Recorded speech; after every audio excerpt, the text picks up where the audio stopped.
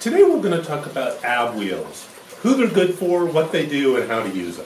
Now, if you turn on the TV at any time of the day or night, you're going to see all these advertisements for revolutionary ab devices that are guaranteed to give you washboard abs in 3 minutes or 3 weeks or whatever the case is. Complete waste of money. Seriously. For 95% of you, abs are made in the kitchen, not the gym. You've already got the washboard abs. They're just covered with a layer of fat that's under the skin. To expose those abs, all you have got to do is eat at a caloric deficit, which means you either need to eat a little less or do a little more exercise. That's not to say, however, that doing core exercise is not important. It's really important. Almost every sport, from boxing to golf, uses the core as the primary driving power in the movement. Also, even more important, in everyday life, a strong core keeps you from getting lower back injuries by having this corset of steel that protects you. The best place to start is my rotisserie core workout. It provides a great strengthening routine for anyone, and it's easy to incorporate in your workouts. You can do it every day or just when you work out, doesn't matter. So start with the rotisserie core workout. Now, having said that, there's some inexpensive ab devices like this ab wheel that can take your core strength and abs to the next level. Now, fancy isn't better on these. They sell some really expensive, wacky ones that don't do anything more than this inexpensive device do. This is like 10 bucks. Let me show you some of the features of a good ab wheel. First of all, a metal shaft. You can't see it, but there's a metal shaft under these rubber grips. A wide wheel. If it's a narrow wheel, it's going to make trenches in your carpet or make marks in a hardwood floor. So you want a nice wide wheel like this. Also, you want a large diameter wheel. The little like roller skate wheels, again, are going to make grooves in your carpet or in your floor. So big wheel, metal shaft, wide wheel.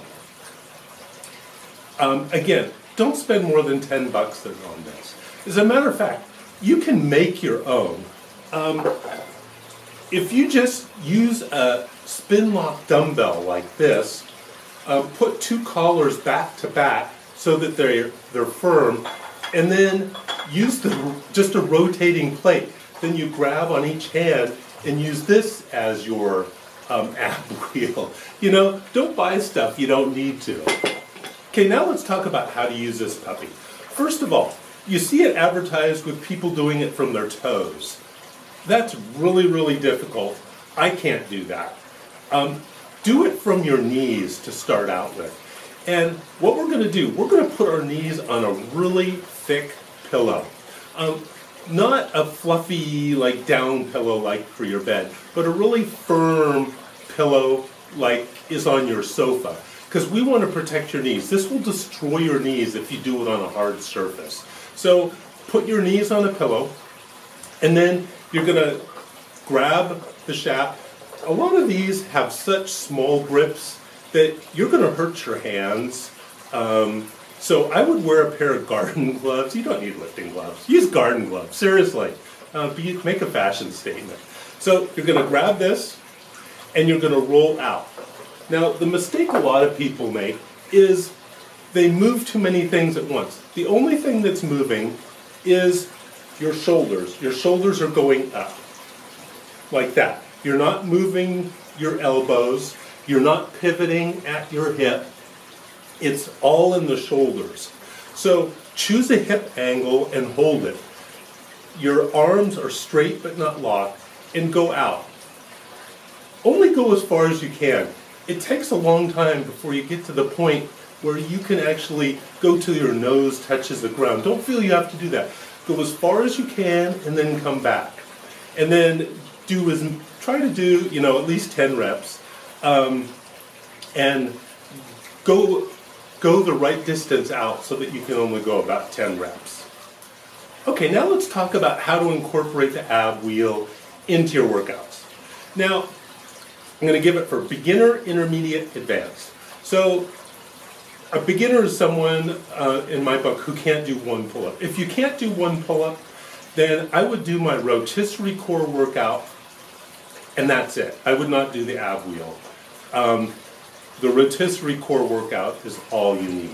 If you can do 2 to 8 pull-ups, then what I would do is my rotisserie core workout plus the ab wheel.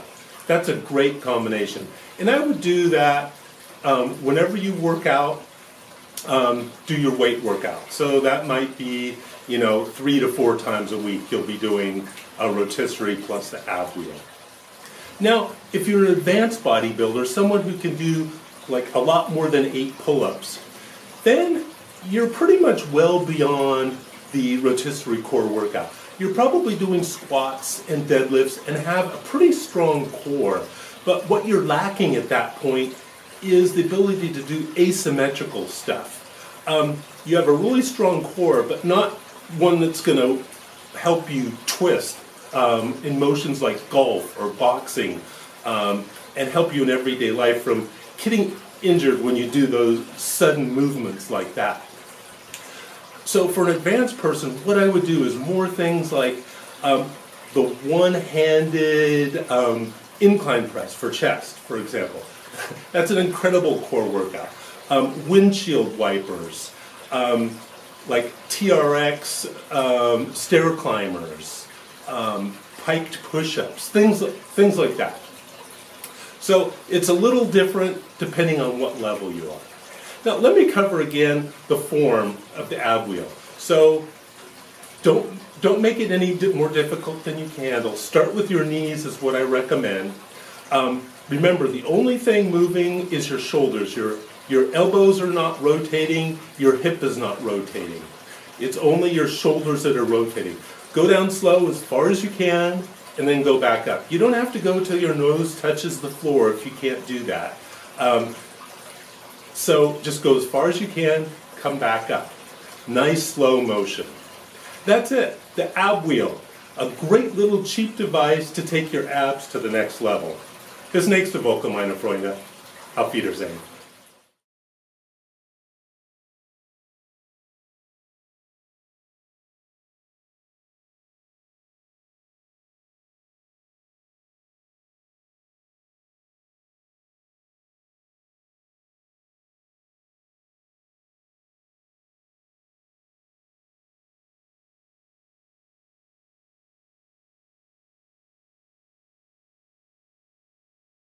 Today we're going to talk about ab wheels, who they're good for, what they do, and how to use them.